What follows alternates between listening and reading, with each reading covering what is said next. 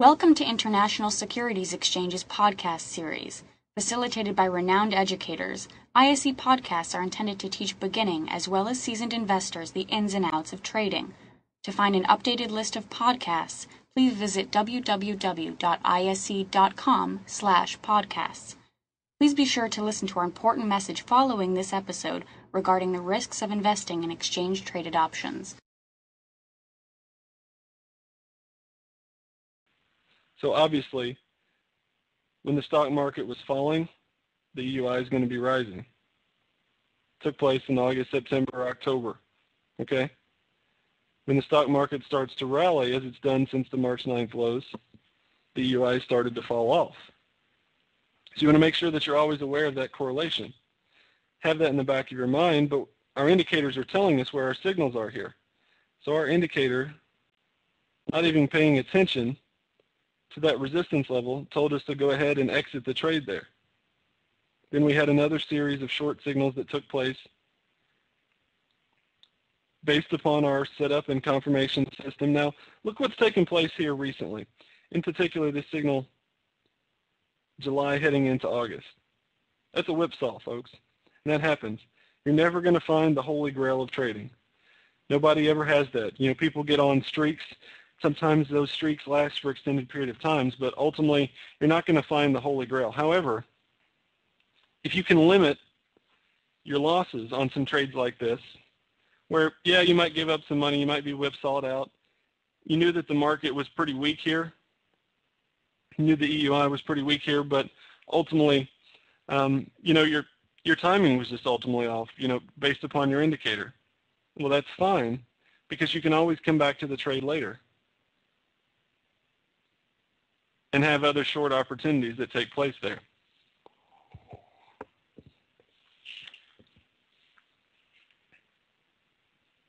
So let's take a look at another currency pair here. And look at our personal favorite symbol at Big Trends, the yuck. Some of it is just because of the name, and some of it is because we've had a lot of success trading this particular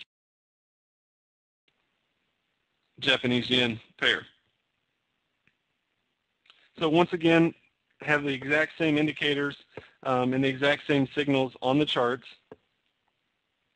Starting from the left to the right again, you can see this big segment that takes place here where we have our buy and then ultimately our buy exit. And you might look at it at first glance and say, you know, by the time you get your exit, well, that's back down about where you started. However, you know, the rules that I mentioned just a little bit earlier, if you have rules in place where you tighten your stops or you take profits, you don't have to worry about that as much. The other thing that we're considering here is we're just looking at this particular %R indicator in terms of our signals. So what do you always want to be able to do? You want to be able to refine your signals and be able to improve the signals that you take for any particular trade. Well, if we go down, and let's circle really during the same time frame. Get my drawing tool here. Let's look at our ADX, the green line that takes place down here. So what you want to have is not just one indicator that you trade off of, but you really want to have other indicators that are complementary that you can layer together to ultimately tighten up the signal. So what I'm talking about is a situation in which, for this first signal, just use it as an example. You want to say, okay, %R is telling me that I'm in a bull confirmed situation.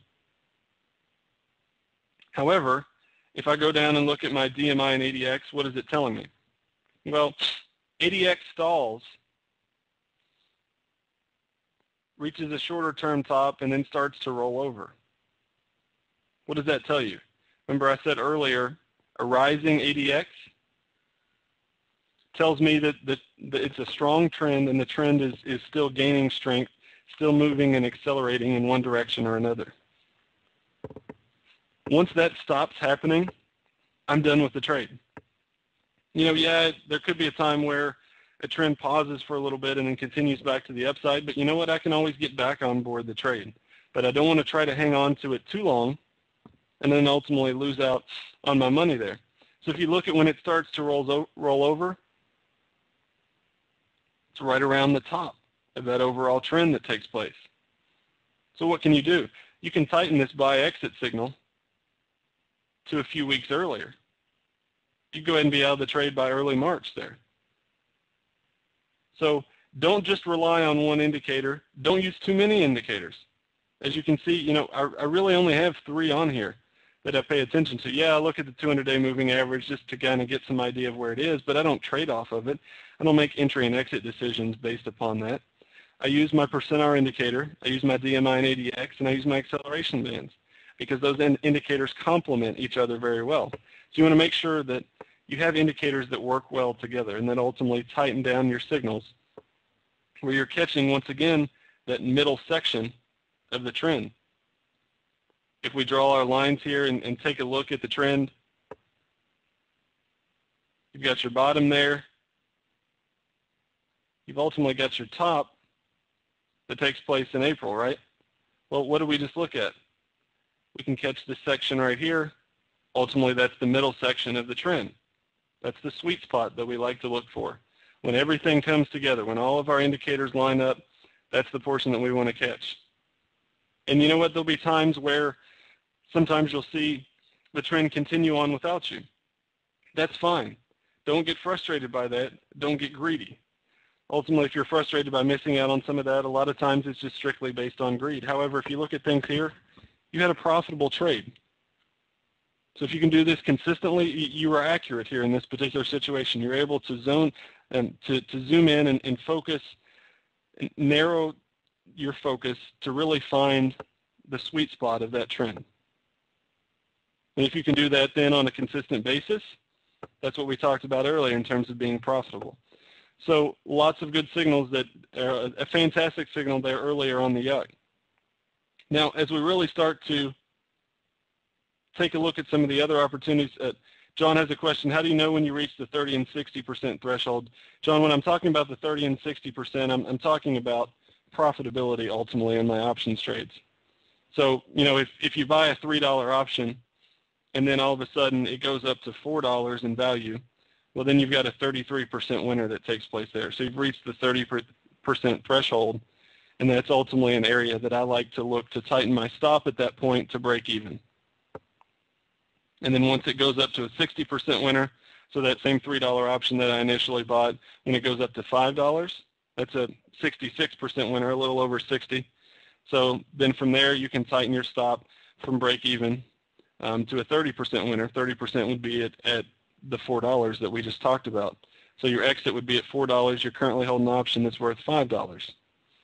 Sometimes you'll get stopped out of the trade, but once again, you're being stopped out at a profitable level. You're not being stopped out for a loss. You're being stopped out for a profit. Think about that. A lot of people try to go for the huge winners and end up giving back profits. You never want to do that.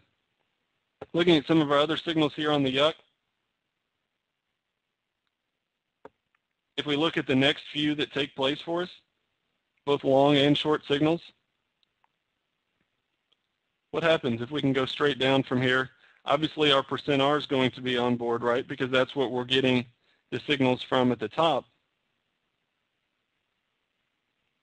But then if we drill down a little farther, take a look at where our ADX is. It's below that 25 level. So it's not in that sweet spot area that we're looking for. So what do? You pass on these. No, I'm not going to trade that. I'll wait for the next opportunity to come around that really fits the biggest and best trend. Look at the next opportunity here. Does that fit a little bit better? Yeah, actually it does fit a little bit better. Now, you would have been whipsawed out of this trade. Thank you for listening to our podcast. To find more podcasts on options, stocks, alternative markets, and market data, please visit www.ise.com/podcasts.